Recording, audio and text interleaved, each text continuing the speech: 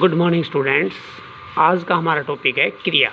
क्रिया किसे कहते हैं और इसके भेदों का वर्णन करें। शब्द के जिस रूप से किसी कार्य के करने या होने का बोध होता है उसे क्रिया कहते हैं, जैसे उड़ना, खाना, पीना, दौड़ना, पढ़ना, लिखना आदि।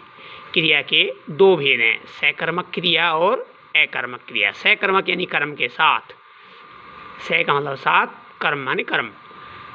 सकर्मक अर्थात कर्म के साथ जिन क्रियाओं में कर्म की आवश्यकता होती है उन्हें सकर्मक क्रिया कहते हैं। जैसे वह पुस्तक पढ़ता है। पढ़ता है क्या है? क्रिया है, लेकिन पुस्तक क्या है? कर्म है और वह करता है। राम फूल तोड़ता है।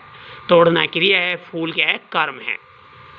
अकर्मक क्रिया, अकर्मक यानी बिना कर्म के, अर्थात बिना कर्म के जिन क्रियाओं में कर्म नहीं होता है उन्हें अकर्मक क्रिया कहते हैं। जैसे बच्चा रोता है, वह खाता है, यानी बच्चा करता है उसके बाद सीधी क्रिया है, ऐसे ही वह करता है बाद सीधी क्रिया है, तो ये अकर्मक क्रियाएं हैं। नेक्स्ट क्वेश्चन है, एक कर्मक क्रिया किसे कहते हैं?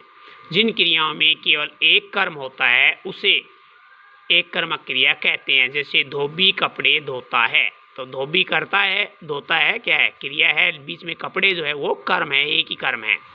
वह खाना खा रहा है, तो वह करता है, खाना कर्म है, खा और रहा है ये दोनों क्रियाएं हैं। ठीक है, तो यहाँ भी एक कर्म है और यहाँ भी एक कर्म है, इसलिए इसे एक कर्मक क्रिया कहते हैं। नेक्स्ट है, द्विकर्मक क्रिया किसे कहते हैं? जिन क्रियाओं में दो कर्म होते हैं उन्हें द्विकर्मक क्रिया कहते हैं। जैसे लेना, देना, बनाना, सभी प्रेरणार्थक क्रियाएं इसी श्रेणी में आती है। जैसे उदाहरण दे सकते हैं, माँ ने बच्चों को खाना खिलाया, वह मुझे पुस्तक देगा। तो यहाँ माँ करता है, बच्चों को और खाना ये दोनों क्या है? कर्म है, खिलाया क्रिया है। इसी तरह वह करता है, मुझे और पुस्तक दोनों क्या है? कर्म है, और पढ़ाता है क्रिया है। नेक्स्ट है, प्रेरणार्थक क्रिया किसे कहते हैं? जहाँ कर्ता स्वयं कार्य न करके किसी दूसरे से कार्य करवाता है या दूसरे को कार्य करने की प्रेरणा देता है उसे प्रेरणार्थक क्रिया कहते हैं। जैसे माताजी धोबी से कपड़े धुलवाती है, यानी कर्ता स्वयं कार्य न करके किसी और से करवाता है। नेक्स्ट है, संयुक्त क्रिया किसे कहते हैं?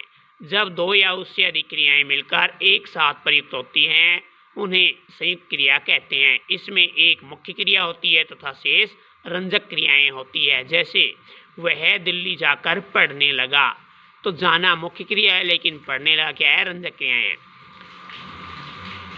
गाड़ी चल पड़ी, चलना मुख्य क्रिया है, लेकिन पढ़ना रंजक क्रिया है।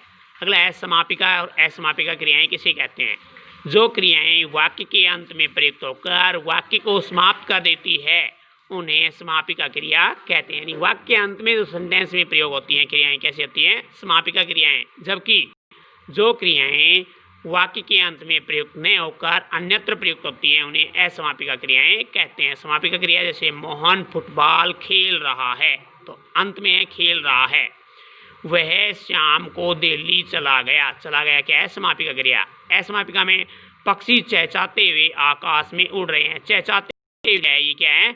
असमापिका क्रिया बीच में प्रयोग हो गई है।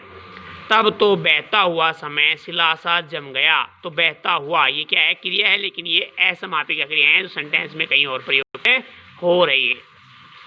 Okay, thank you. Next topic next video में पढ़ाएंगे हम।